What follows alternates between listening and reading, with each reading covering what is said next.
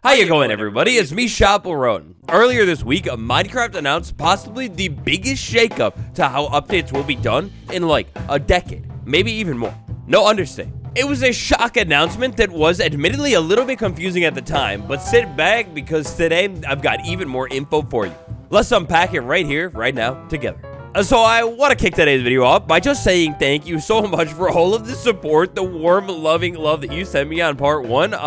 That was insane. And if you haven't seen part 1, check it after this video for even more context. So I want to kick today off with where we left off in part 1, kind of. Near the end of this whole announcement post, we really hone in and hammer in on feedback. We have not 1, not 2, but 3, maybe 4, 5, if you want to count these as other ones. Whatever, I'm not an English professor right now. We have a lot of words on feedback. Like, to be honest, a suspicious amount of fixation. Well, I think we have a little bit of a follow-up on that, actually. Surprisingly, one day after the large announcement over on the Minecraft Twitter account, we want to know what you think, aka feedback. Take our favorites ranking survey to tell us about your favorite biomes, mobs, and more. Now, I kind of already took the survey. I didn't think to maybe like, oh, this is my job. I should maybe record video of me take survey.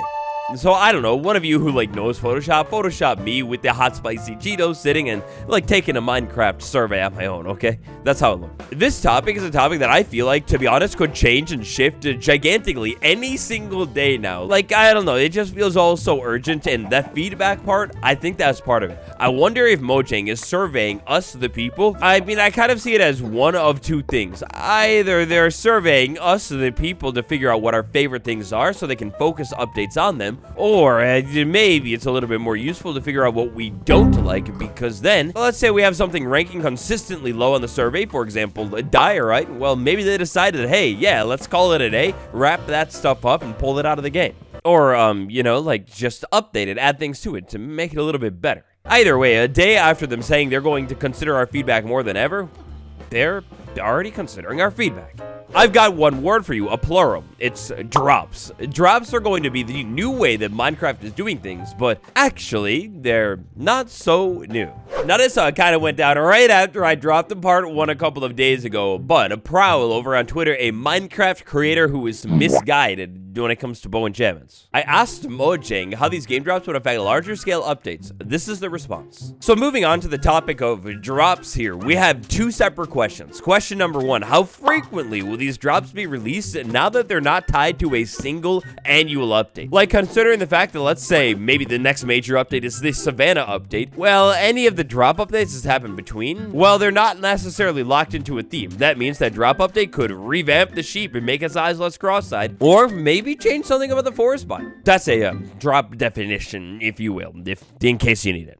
Anyway, question numero uno, how frequently are the drops? The plan is to release new game drops on a regular basis. That said, we want to be open to being flexible with these drops. Doing a little bit of yoga. Oh, I totally interpreted that wrong. I meant to say giving the community opportunities to weigh in. That means there might be a longer gap in between the drops, or if things are just like basically queued up and ready to go, maybe the drops happen in rapid succession. Oh, and it all makes sense now because there was so much feedback with the armadillo, like, hey, put the texture like this, hey, the dogs, the armor, blah, blah, blah. A lot of feedback. All of that feedback and adjustments, it definitely made the update take a little bit longer. Probably XEX, yeah. So that's it. The drops, there is no current release schedule for the drops. They might be super common, they might be a little bit infrequent, but at the least, we know that there will be more than what there was before.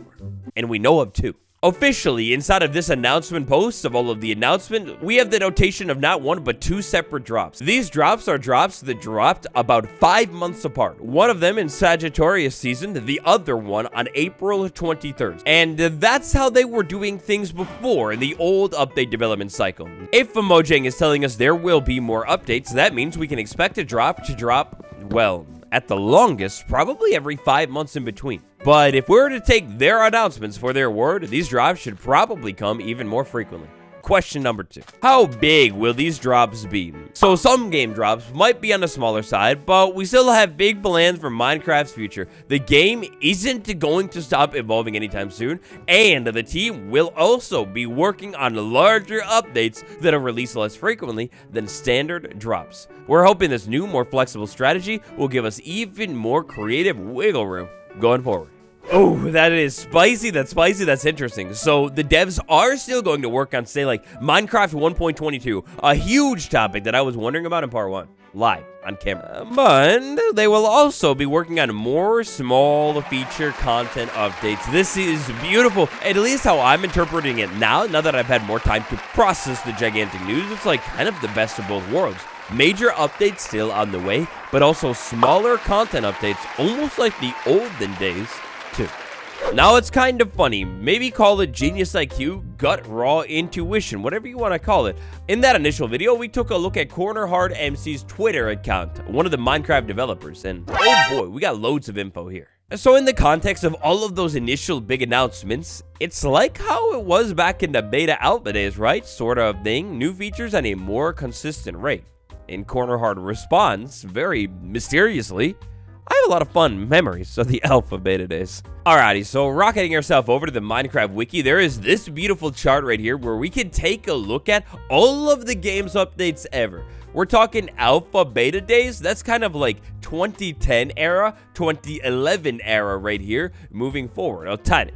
If we zoom in a little bit and take a look at the early version of the chart right here, we can see updates were coming out pretty rapid fire. A matter of fact, in the beta days of Minecraft to Java, we went from version 1.0 throughout the year. We had a ton of different versions. In fact, that single year, we went from version 1 all the way up to version 1.0.0. So, yeah, that's pretty crazy. It was a lot of updates. Now, I didn't actually really follow Minecraft, or maybe only was in the very early phases of playing Minecraft back in that day, so I can't exactly remember what it was like, but from watching all of those nostalgia-baked YouTube videos, I mean, gosh, it sounds like the golden era, right? Like, I mean, it sounds like it was pretty awesome.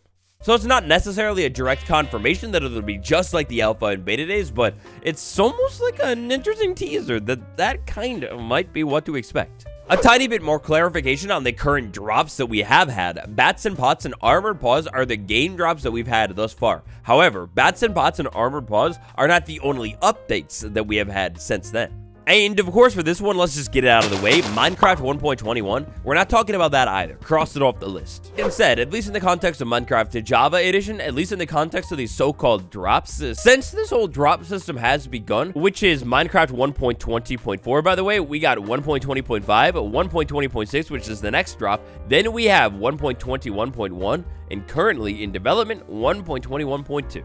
Meanwhile, shifted over to Minecraft Bedrock Edition, and we've got even more updates on updates on updates. So, clearly, not necessarily every single update will be a drop. I guess the drops are just going to be like the ones with maybe more interesting stuff or whatever. I guess it'll be interesting to see where the devs go with this one. I did see some questions about the numbering system and how that will work going forward, and unfortunately, I hate to say it, but I don't have any extra info on that. If I had to take a guess, though, the major updates will still be like 1.21, 1.22, and the drop updates, again, at least in the context of Minecraft Java, it will probably be kind of like they've done it before, 1.21.2.